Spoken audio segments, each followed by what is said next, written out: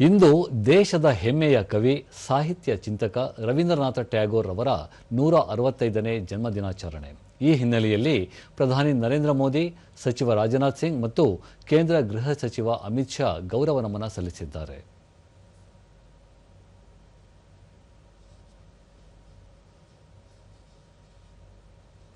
ಸಾಮಾಜಿಕ ಮಾಧ್ಯಮ ಪೋಸ್ಟ್ನಲ್ಲಿ ಪ್ರಧಾನಿ ಟ್ಯಾಗೋರ್ ಅವರು ಬರಹಗಾರ, ಚಿಂತಕ ಮತ್ತು ಅಸಾಧಾರಣ ಪ್ರತಿಭೆಯ ಕವಿ ಎಂದು ಹೇಳಿದ್ದಾರೆ. ಟ್ಯಾಗೋರ್ ಅಸಾಧಾರಣ ತತ್ವಜ್ಞಾನಿ, ಶಿಕ್ಷಣ ತಜ್ಞ, ಕಲಾವಿದ ಮತ್ತು ಭಾರತದ ನಾಗರಿಕರ ಆತ್ಮದ ಕಾಲಾತೀತ ಧ್ವನಿಯಾಗಿ ಛಾಪು ಮೂಡಿಸಿದ್ದಾರೆ.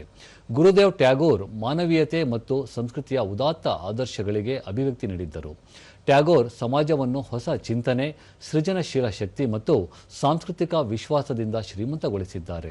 ಟ್ಯಾಗೋರ್ ಅವರ ಚಿಂತನೆಗಳು ನಾಗರಿಕರಿಗೆ ಮಾರ್ಗದರ್ಶನ ನೀಡುವುದನ್ನು ಮುಂದುವರಿಸಲಿ ಎಂದು ಪ್ರಧಾನಿ ಆಶಿಸಿದ್ದಾರೆ. ರಕ್ಷಣಾ ಸಚಿವ ರಾಜನಾಥ್ ಸಿಂಗ್, ಗುರುದೇವ್ ರವೀಂದ್ರನಾಥ ಟ್ಯಾಗೋರ್ ಅವರು ಏಕ ಭಾರತ ಶ್ರೇಷ್ಠ ಭಾರತ ಎಂಬ ಮನೋಭಾವವನ್ನು ಬಲಪಡಿಸಿದರು. ಟ್ಯಾಗೋರ್ ಭಾರತದ ಶ್ರೇಷ್ಠ ನಾಗರಿಕತೆ ಮತ್ತು ಸಾಂಸ್ಕೃತಿಕ ಮೌಲ್ಯಗಳನ್ನು ಜಗತ್ತಿಗೆ ಪರಿಚಯಿಸಿದರು.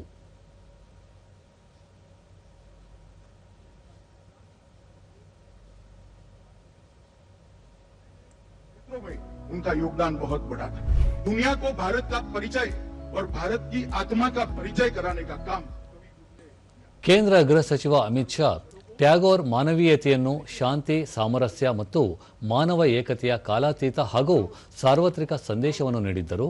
ಸಾಹಿತ್ಯ, ಸಂಗೀತ ಮತ್ತು ತತ್ವಶಾಸ್ತ್ರದ ಮೂಲಕ ಸ್ವಾತಂತ್ರ್ಯದ ಚೈತನ್ಯಕ್ಕೆ ಹೊಸ ಆವೇಗವನ್ನು ತುಂಬಿದ್ದರು ಎಂದು ಹೇಳಿದ್ದಾರೆ. समाज जीवन के लिए, कला के लिए और राष्ट्र प्रेम के लिए जो उन्मुक्त विचार था, इससे सुसंगत नहीं है. आज भी सांप्रत समय में भी एक सदी के पहले जो विचार थे वो उतने ही प्रासंगिक है. ये हम सब के लिए प्रेरणा का स्रोत है.